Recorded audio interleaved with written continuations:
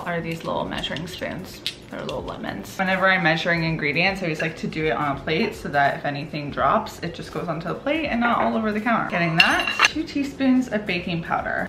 Baking powder, teaspoon, 1/4 teaspoon of baking soda. Look at this little guy, he's so cute. These pop-in organizers are also fantastic for storing baked good stuff, so I'll have them linked in the description box below. For the life of me, I can't remember why, but my aunt always tells me to buy Ceylon cinnamon when buying it. Oh, I love the smell of cinnamon. Today's What I Eat Day is definitely gonna be a little bit different because most of the recipes I'm making today, I've actually never made before, but I've been craving some fall themed recipes and I thought it'd be fun to make them all in one day and take you along with me because why not, right? So I'm starting the day with some pumpkin pancakes. Very pumped about it. I love pancakes, but add in pumpkin and pumpkin spices like cinnamon and nutmeg and all those warm spices. Oh, it's so good. Cinnamon, ginger, and nutmeg, the fall trio.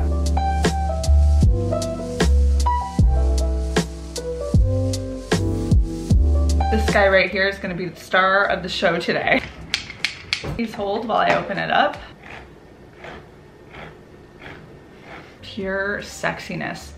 Oh, the measurement for the pumpkin is 1/2 cup, but instead of getting a measuring cup out and dirtying it and adding the pumpkin to a bowl where I can mix all the wet ingredients, I'm just gonna add it directly to the wet ingredient bowl. And the reason I can do this is because I have a food scale, and food scales are so great when it comes to baking. It's changed my life since I got it 6 months ago in the last year. I can't remember when I got this. It results in a few less dishes for me, and it's apparently more accurate because you're measuring by weight, not by volume. Is that? Yeah, I think so. I think that's right. The bowl itself is 766 grams, and then I just clear it out and it's ready to go. 1/2 cup is 120 grams. So we're just gonna start scooping. 54 grams, 121, I'll take it. I'm not gonna waste this. I'm actually gonna put this in another bowl in the fridge so that I can use it for some other recipes. This is also why I thought it'd be a good idea to do a lot of recipes at once, because this is a lot of pumpkin to just use for one little tiny recipe.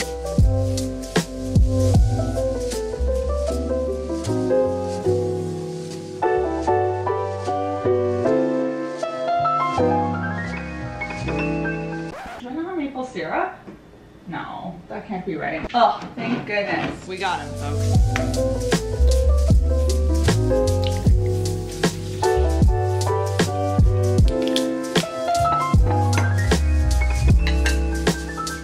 I don't think I've ever made pancakes where maple syrup is used inside the recipe, but I guess we're not using sugar, so this makes sense.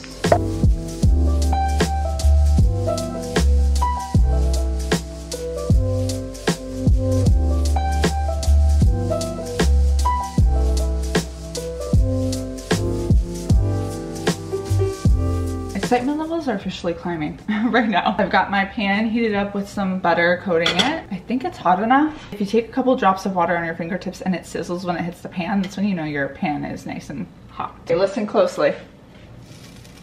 There's a little bit of a sizzle, so we're good. I'm gonna try and get a few pancakes going at once so that I'm not here forever. I think some of these are ready to be flipped. We've got bubble action. This guy looks like he needs a turn. Ooh, ooh.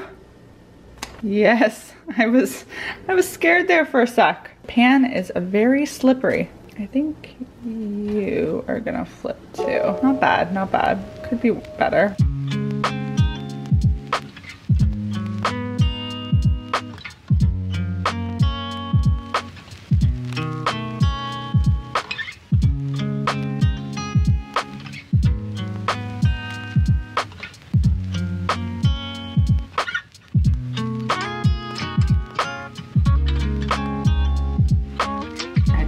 I was ready for my grocery delivery that's coming shortly. Please ignore the sounds of construction in the background too. Story of my life. But this looks and smells so good. Oh my god, it looks like a little pumpkin pie right now. Doesn't it? Mmm. Yes. And I even used oat milk instead of regular milk for this, which sometimes when you use dairy-free milks, they can go a little Obviously, I added maple syrup and icing sugar on top. The icing sugar was more for the aesthetic, but I don't find the recipe itself that sweet because it's sweetened with maple syrup, which is nice. This recipe made quite a bit of pancakes, but what I love to do with pancakes, and I suggest doing, whether you live with family members or by yourself, is if you make a big batch of pancakes, you can freeze the pancakes that you don't eat so that a future you can simply toss them in the toaster and they're ready to go. So easy, such a great life hack. I love it when I can meal prep for a future me. I try and take advantage of those opportunities whenever I can. But that's why I'm letting them cool on a drying rack rather than on a plate, so that it completely dries before I freeze them so they don't go wonky. Really wanted to go an extra step. I could have caramelized some apples as a topping, and wow, that would have been a fall explosion. Highly recommend this recipe. It is so good.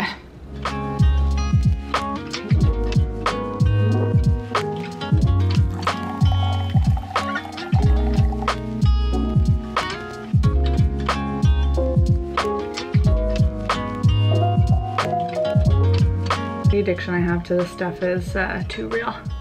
Let's ignore the mess happening back there. My pancakes have finally cooled completely, so I'm going to put them into stasher bags and pop these into the freezer. I like to take a little bit of parchment paper, rip it into pieces, so then when I'm stacking them together, it just helps keep them from freezing together. And then I take this and put it in here. And there you go, a little breakfast pack. The Arrow also have these linked down below. I love this particular color. I'll have to try and find it. Very fall-esque too. I've been working all morning at my office and I really just needed to get out of there for a little bit. Technically it's lunchtime, but I had my pancakes at brunch hour, like closer to 11, so I'm not super hungry for a full meal, and I have plans for something special for dinner tonight. So I don't really want anything too heavy right now, but I'm gonna have a pumpkin spice Greek yogurt from Oikos. This one, it just slaps. I feel like at first glance, this might sound gross, but I quite enjoy it. So I'm gonna keep eating that, but I'm also gonna have Martin's crispy apple chips. The only ingredient in this is apples. In probably the last couple of weeks, I have become obsessed with these. They also have a cinnamon flavor and a caramel one that is so good. But the original is really great too, and I feel like I want to give a try at making these myself. But look at these babies. They're so scrumptious looking. This is how I know I'm getting older, because I think I used to hate these. The camera is making it look like it's a dark day. It's really not. I don't know what's going on.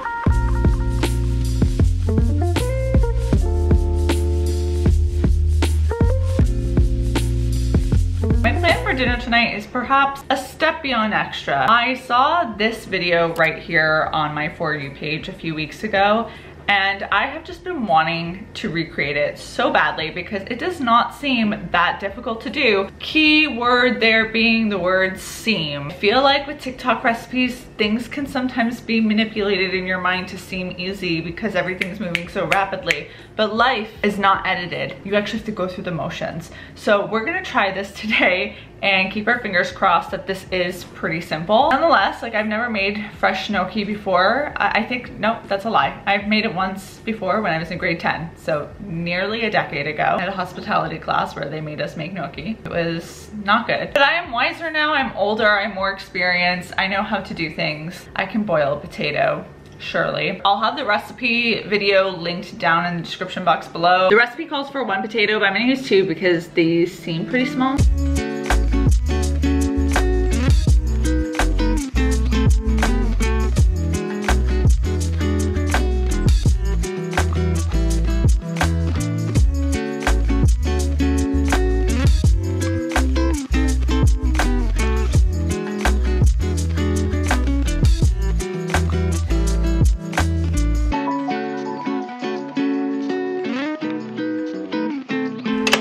Potatoes are now done.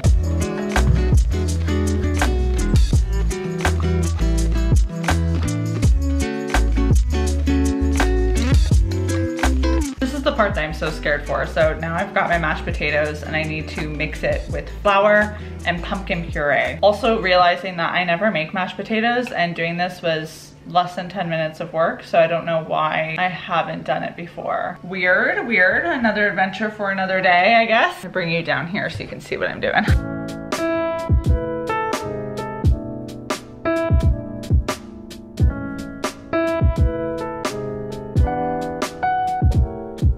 Oh, this is weird. I'm just trying to do equal parts though of the pumpkin and the flour because I'm not quite sure if I have more or less russet potatoes than the recipe.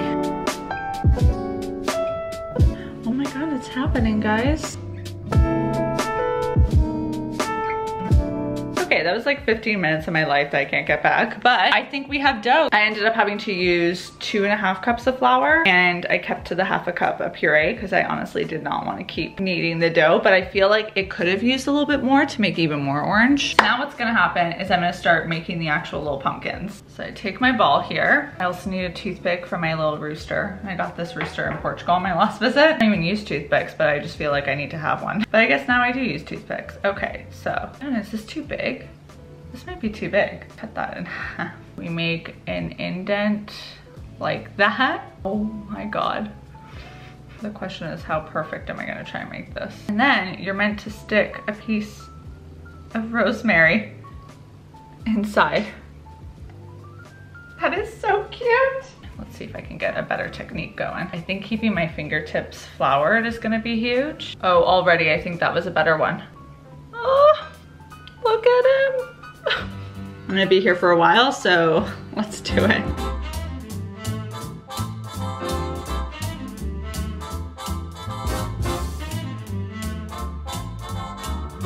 Turns out Henry Ford was onto something because the factory model is more efficient. Instead of making the whole pumpkin from start to finish, I decided I would do all of step 1, which is the rolling of the balls, and then all of step 2, the toothpick, and then all the rosemary at once. Okay, so we are on to the toothpick stage. I'm officially never allowed to do anything complicated ever again because that took so long. Oh, so tedious. Not difficult, but tedious. I haven't even put the rosemary stems in yet, but I can already tell you, this would have to taste like 1,000 out of 10 for me to ever do this again. I think it'll be a fun one-time thing.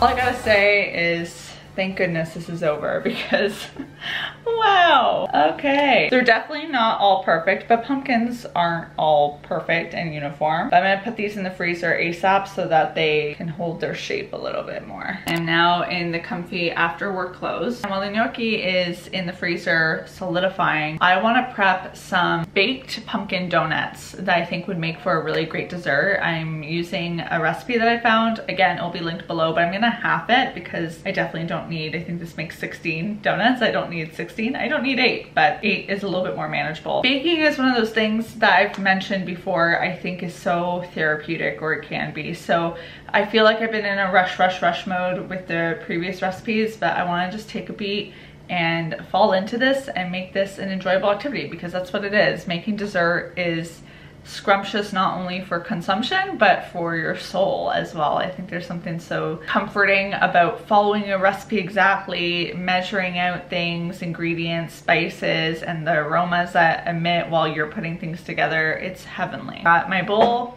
my food scale again, and we're gonna get this party started.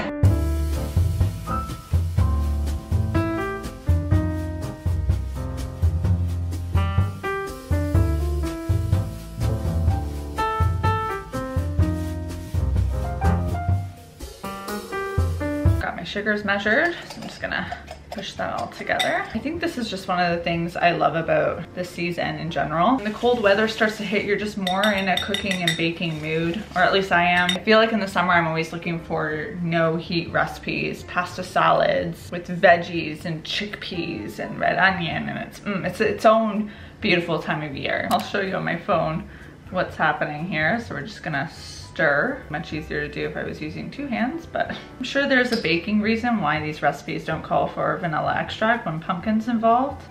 I'm doing it. Let's see this come together now. There's something so nice about a rubber spatula. You just do such a good job of cleaning. Thank you. Kind of smells like I've made pumpkin pie filling, which I guess makes sense because it uses a lot of the same ingredients.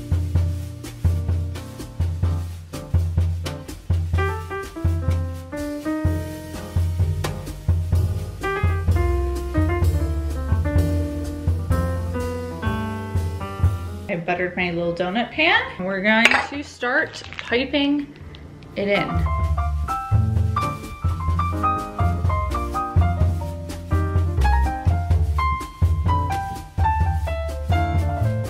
I think those look good. Timer for 12 minutes. Second timer, 12 minutes. Do you want the name this timer? Yes, name it Pumpkin Donuts. Okay, I'll call it a Pumpkin Donut timer. 12 minutes. Okay, thanks Alexa. The donuts are already starting to make the apartment smell heavenly, like a big dosage of fall, and I've started the process of boiling water so that I can get my gnocchi into the pot. I'm just realizing that if there's a way that I'm mispronouncing gnocchi, I'm picturing all the comments that are gonna flood in. I apologize in advance to my Italian viewers. If you are appalled with me right now, you should be, but I don't know, maybe I'm pronouncing it correctly in that case. Please be proud. Pasta I think only takes 5 minutes to boil, but I'm going to make a sauce that consists of butter and garlic for this because I quite honestly do not feel like creating a whole cheesy moment, which is what the original creator does. I'm sure it's scrumptious. I'm just not feeling that vibe. I'm not going to show you the details on this butter concoction that I do, which is nothing really that special, but I show it either in last week's video or next week's video. I'm filming a few videos simultaneously at the same time, and it's just, whew. It's the same thing that I did for the lemon ricotta pasta. Whenever you find me doing that, that's what I'm doing here.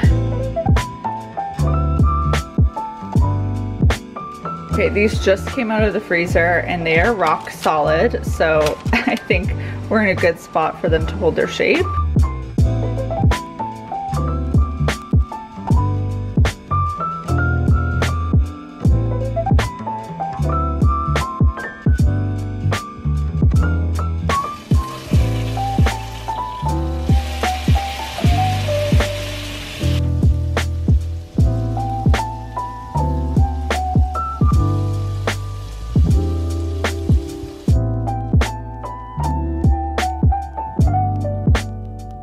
Like pumpkins, right? They got that vibe. I'm gonna try one of them. Bottom's a little crispy. That's what's nice about doing them in the pan after you boil them. I feel like the rosemary actually adds something super nice. I know the original recipe, I said it was a cheesy sauce, but it also had sage in it. That probably would have been nice to do in my little butter mixture, but the garlic and the chili flakes are really coming through right now.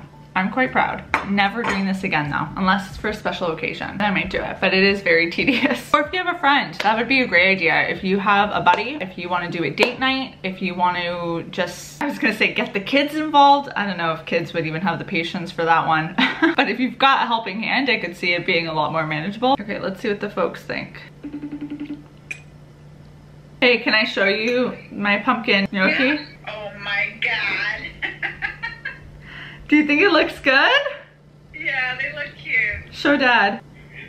Yeah, it's good, right? Mm-hmm.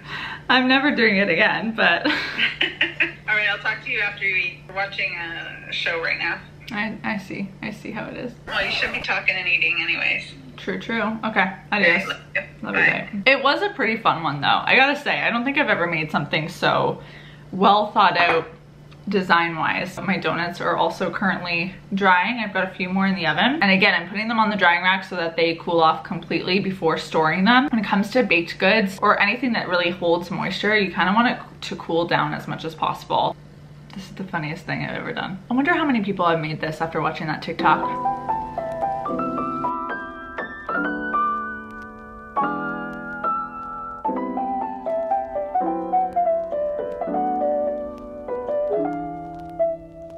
It's time for the final taste test. I only ended up sugar and cinnamoning the top. That's really good. These have such great flavor to them. Obviously I didn't fry these donuts. These are a baked donut, so it's more in the line of cupcake territory than donut, because donuts are fluffy and this is a lot denser. But I've in the past made these kinds of donuts and had friends decorate them with me if I'm having a dinner party or something. It's a really fun little activity to do, or just a nice treat for yourself that isn't a cookie. All I've got to say is there were a lot of fantastic recipes tried today. I'm actually quite surprised that I liked everything so much. You can have so much fun with food, especially if you go into it like I did today, as wanting to experiment in the kitchen and try some new things. And I always feel like when I try new recipes, even though I did probably a little too many new recipes today, but when you do try a new recipe, it just adds some variety to your life. And I'm such a proponent of using small variety, small changes to spice up life. I think sometimes when we talk about being in a rut or feeling stuck, we think we need these big, massive changes to happen to feel like we're back in a good place. But sometimes doing a lot of mini things can be really helpful, whether you're in a rut or just for maintenance, life maintenance. If I'm going through a season of life where I just feel like I'm stuck in my routines, that eventually is what kind of leads to a rut. So little things like this that seem like not a big deal, like trying new recipes, I think can be really powerful. And I hope watching this video just inspired you to do that. Pick one recipe to try this week. One new recipe, a breakfast, a lunch, a dinner, a snack, a dessert, whatever it is, because it's just fun. It's fun to kind of have that time in the kitchen. Cooking for a lot of us, I think, can be very mechanical and something we have to do to sustain ourselves. It feels kind of chore-like. Even if you love food, sometimes like the cooking aspect isn't enjoyable because we're busy. Everyone's got a lot of shit going on and juggling a ton of things. So I also feel like trying a new recipe and getting excited about the process can help reconnect you